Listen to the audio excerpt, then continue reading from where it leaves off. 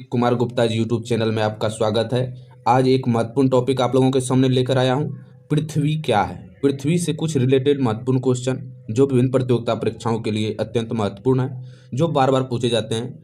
पृथ्वी के बारे में इसमें विस्तृत जानकारी आप लोगों को देंगे। 1 नंबर का ऑप्शन वाला क्वेश्चन बनाया गया है, कृपया इन्हें देखें। ये रहा पहला क्वेश्चन आप लोगों के सामने। क्वेश्चन है, निम्नलिखित में से किसने पहली बार कहा कि पृथ्वी गोल है? 4 ऑप्शन दिए गए दोस्तों। क्वेश्चन एक बार फिर से पढ़ रहा हूं कि किसने कहा कि पहली बार पृथ्वी गोल है। तो इसका सही आंसर है दोस्तों, पाइथागोरस नामक व्यक्ति ने कहा था सर्वप्रथम कि पृथ्वी गोल है। पाइथागोरस। ठीक, नेक्स्ट क्वेश्चन पे आते हैं। ऑप्शन नंबर डी उसका आंसर हो गया, नन ऑफ दीज में गया। दूसरा क्वेश्चन है, पृथ्वी का विषुवतीय व्यास लगभग कितना है? तो दोस्तों हम लोग जानते हैं कि पृथ्वी का विषुवतीय व्यास 12,756 किलोमीटर है। जो यहाँ लगभग पूछ रहा है तो आपका सही आंसर हो गया ऑप्शन नंबर बी, 12,750 किलोमीटर लगभग में है। शुद्ध आंसर इसका हो गया 12,756 किलोमीटर। नेक्स्ट क्वेश्चन पे आइए। नेक्स्ट क्वेश्चन है, पृथ्वी का ध्रुवीय व्यास उसके विषुवतीय व्यास से कितना कम है? क्वेश्चन है, पृथ्वी का ध्रुवीय व्यास उसके विषुवतीय व्यास से कितना कम है? तो दोस्तों पृथ्वी का ध्रुवीय व्यास उसके विषुवतीय व्यास से लगभग में 44 किलोमीटर कम है। ऑप्शन नंबर सी आपका सही आंसर हो गया।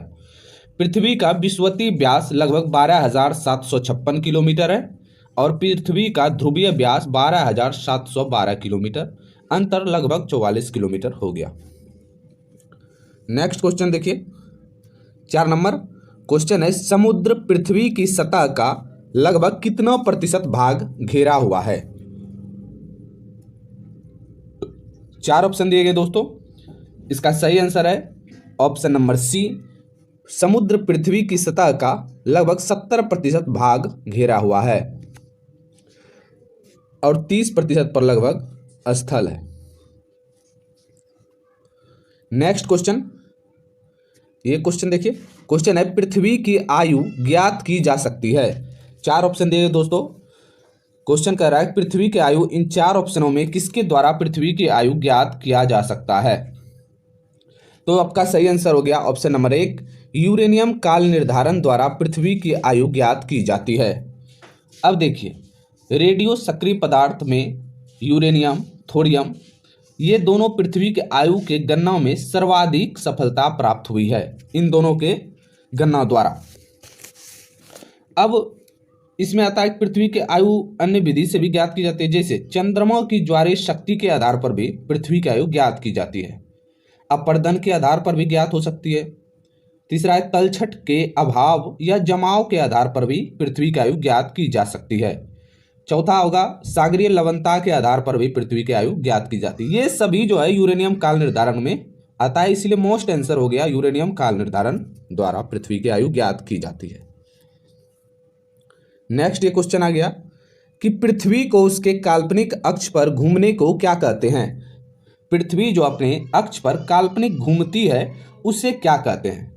तो दोस्तों पृथ्वी का अपने अक्ष पर घूर्णन एवं कक्षा में परिक्रमण दोनों ही घड़ियों की सुइयों के विपरीत होता है। अर्थात पृथ्वी पश्चिम से पूर्व की ओर घूमती है और पृथ्वी को उसके काल्पनिक अक्ष पर घूमने को घूर्णन कहा जाता है। ऑप्शन नंबर सी सही आंसर है। नेक्स्ट क्वेश्चन, क्वेश्चन है, पृथ्वी की घूर्णन गति उच्चतम होती है? क्वेश्चन कह रहा है पृथ्वी की घूर्णन गति अधिकतम होती है। तो पृथ्वी की घूर्णन गति अधिकतम दोस्तों भूमध्य रेखा के साथ होती है। Option number D. तो देखिए यहाँ पे पृथ्वी की घूर्णन गति विषुवत रेखा को ही भूमध्य रेखा होता है के सहारे उच्चतम होती है। विषुवत रेखा पृथ्वी के 5 प्रमुख अक्षांशों में से एक है। इसकी लंबाई 40,075 किलोमीटर है, जो अन्य प्रमुख अक्षांशों में सबसे अधिक है। अतः भूमध्य रेखा इसे बृहद वृत्त भी कहा जाता है, क्योंकि यह पृथ्वी को 2 बराबर भागों में बांटती है। भूमध्य रेखा पृथ्वी को 2 बराबर भागों में बांटती है।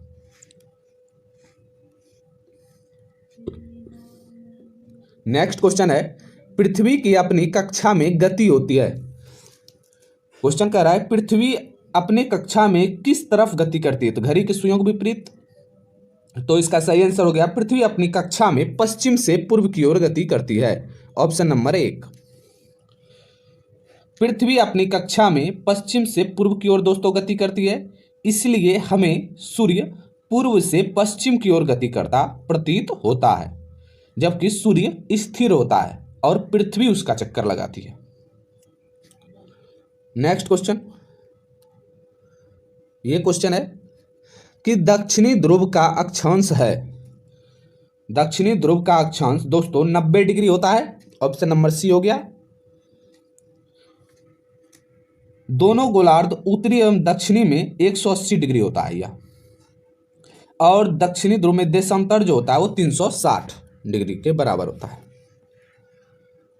नेक्स्ट क्वेश्चन देखिए, क्वेश्चन है पृथ्वी ब्रैकेट ग्लोब का अक्ष इसके समतल के लंब से कितना झुका होगा। क्वेश्चन है पृथ्वी का अक्ष इसके समतल के लंब से कितना झुका होगा, तो इसका सही आंसर है दोस्तों पृथ्वी का अक्ष जो है 23.5 डिग्री उत्तर झुका हुआ है। पृथ्वी अपने अक्ष से 23.5 डिग्री झुकी हुई है, जिसके कारण इस झुकाव के कारण ही पृथ्वी पर ऋतु परिवर्तन होता है। 11 नंबर क्वेश्चन है पृथ्वी की धुरी है, तो इसका सही आंसर हो गया दोस्तों पृथ्वी की धुरी झुकी हुई है, ऑप्शन नंबर 1 सही आंसर है। ये देखिए क्वेश्चन, क्वेश्चन है यदि पृथ्वी का अक्ष अवनत नहीं होता तो क्या होता। 4 ऑप्शन दिए गए, चारों मैं पढ़ दे रहा हूं। पहला है ऋतु नहीं बदलते, दूसरा में ध्रुवों पर लगातार दिन नहीं होता, तीसरा है दिन व रात नहीं होते, चौथा ऑप्शन है ध्रुवों से विषुवत रेखा तक तापमान वितरण एक समान होता। तो इसका 4 ऑप्शन दिए गए दोस्तों, इसका सही आंसर है दोस्तों ऑप्शन नंबर सी 2 और 4। तो 2 और 4 में देखिए क्या है दिया है कि ध्रुवों पर लगातार दिन नहीं होता, और 4 में दिया हुआ है ध्रुवों से विषुवत रेखा तक तापमान वितरण एक समान होता।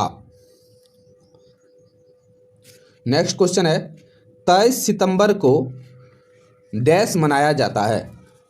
तो दोस्तों 23 सितंबर को शरद विषुव के नाम से मनाते हैं, ऑप्शन नंबर बी सही हो गया। अब शरद विषुव, बसंत विषुव, ग्रीष्म विषुव ये सभी कब मनाते हैं, देखिए उत्तरी गोलार्ध में 23 सितंबर के पास का समय शरद विषुव कहलाता है। इस समय दोनों गोलार्धों में दिन एवं रात बराबर होते हैं। जैसे वसंत विषुव का समय 21 मार्च को होता है उत्तरी गोलार्ध में, और शीत अयनांत 22 दिसंबर को होता है उत्तरी गोलार्ध में, और ग्रीष्म अयनांत 22 जून को होता है उत्तरी गोलार्ध में। नेक्स्ट क्वेश्चन, दिसंबर 23 को सूर्य के डैश के ऊपर होता है, इसमें उत्तरी शीतोष्ण कटिबंध में शीत ऋतु होती है। क्वेश्चन कह रहा है 23 सितंबर को सूर्य किसके ऊपर होगा, तो इसका सही आंसर हो गया दोस्तों ऑप्शन नंबर सी मकर रेखा के ऊपर 23 दिसंबर को सूर्य रहता है। अब देखिए 22 दिसंबर को सूर्य 23.5 डिग्री दक्षिणी अक्षांश को ही मकर रेखा कहते हैं पर चमकता है। इस दिन दक्षिणी गोलार्ध में सबसे बड़ा दिन और सबसे छोटी रात तथा उत्तरी गोलार्ध में सबसे छोटा दिन और सबसे बड़ी रात होती है। 23 दिसंबर को सूर्य मकर रेखा से विषुवत रेखा की ओर हटता जाता है। नेक्स्ट क्वेश्चन है स्थल मंडल पद किसका निर्देश करता है। पहला ऑप्शन है पौधे तथा प्राणियों की, दूसरा ऑप्शन है भूगर्भ का अंदरूनी भाग, सी नंबर ऑप्शन है भूपर्पटी की ऊपरी सतह। एक बार फिर से क्वेश्चन पढ़ रहा हूं कि स्थल मंडल पद किसका निर्देश करता है, तो इसका सही आंसर है दोस्तों ऑप्शन नंबर सी भूपर्पटी की ऊपरी सतह को स्थल मंडल कहते हैं। पृथ्वी की संपूर्ण बाह्य परत जो होती है ऊपरी सतह जिस पर महाद्वीप एवं महासागर स्थित है दोस्तों वही स्थल मंडल कहलाती है। नेक्स्ट क्वेश्चन देखिए पृथ्वी के क्रस्ट के भीतर की हलचल का अध्ययन किसमें किया जाता है। क्वेश्चन एक बार फिर से पढ़ रहा हूं कि पृथ्वी के क्रस्ट के भीतर की हलचल का अध्ययन किसमें किया जाता है। तो इसका ऑप्शन पढ़ते हैं। पहला जियोडेसी, दूसरा है जियोलॉजी, सी है plate tectonics, option number D में है सिस्मोलॉजी। तो पृथ्वी के क्रस्ट के भीतर की हलचल का अध्ययन दोस्तों प्लेट टेक्टोनिक्स द्वारा किया जाता है, जो ऑप्शन नंबर सी में है। सिस्मोलॉजी से भूकंप का अध्ययन किया जाता है। नेक्स्ट क्वेश्चन है कि निम्न में से कौन सी कार्बनिक चट्टान है। तो दोस्तों कोयला कार्बनिक चट्टान का एक उदाहरण है। कोयला कार्बनिक चट्टान का उदाहरण है, जो ऑप्शन नंबर बी में है, जो एक प्रकार के अवसादी शैलों के अंतर्गत आता है। ग्रेनाइट जो है दोस्तों वो आग्नेय शैल है। स्लेट और संगमरमर रूपांतरित चट्टान के उदाहरण है। कोयला क्या हुआ, कार्बनिक है। ग्रेनाइट आग्नेय चट्टान है। स्लेट और संगमरमर रूपांतरित चट्टान के उदाहरण है। नेक्स्ट क्वेश्चन आइए दोस्तों। क्वेश्चन है पृथ्वी की सतह से नीचे द्रवीभूत शैल कहलाता है। 4 ऑप्शन दिए गए दोस्तों। इसका सही आंसर है पृथ्वी की सतह के नीचे द्रवीभूत शैल मैग्मा कहलाता है, जिसे शैल मूल भी कहते हैं। तो पृथ्वी की सतह के नीचे द्रवीभूत शैल को मैग्मा कहते हैं। कभी कभी ज्वालामुखी उद्गार होने पर यह पृथ्वी की सतह पर आ जाता है दोस्तों, जिसे लावा भी कहते हैं। नेक्स्ट क्वेश्चन है जीवाश्म का सबसे अच्छा स्रोत है। तो दोस्तों अवसादी चट्टान, जिसे तलछटी चट्टान का निर्माण अवसादों के एकत्रीकरण के फलस्वरूप होता है। पहले क्वेश्चन समझ लीजिए। इसमें जीवाश्म पर्याप्त मात्रा में पाया जाता है। ग्रेनाइट जो है दोस्तों वह ग्रेनाइट और बेसाल्ट आग्नेय शैल है, इसमें ऑप्शन में देख लीजिए। नीस रूपांतरित चट्टान का उदाहरण है, तो इसका सही आंसर ऑप्शन नंबर 1 तलछटी चट्टान हो गया। जीवाश्म का सबसे अच्छा स्रोत तलछटी चट्टान। यह क्वेश्चन देखिए कि निम्न में कौन सा रूपांतरित चट्टान है। तो दोस्तों ग्रेफाइट एक प्रकार का रूपांतरित चट्टान है, क्योंकि यह कोयले में परिवर्तित होने से बनती है। ऑप्शन नंबर बी सही आंसर हो गया। नेक्स्ट देखिए। आज के लिए इतना है दोस्तों। अगले वीडियो के लिए इंतजार करें। वीडियो अच्छा लगे तो लाइक कमेंट्स जरूर करें और शेयर अपने दोस्तों में जरूर करें। जय माता।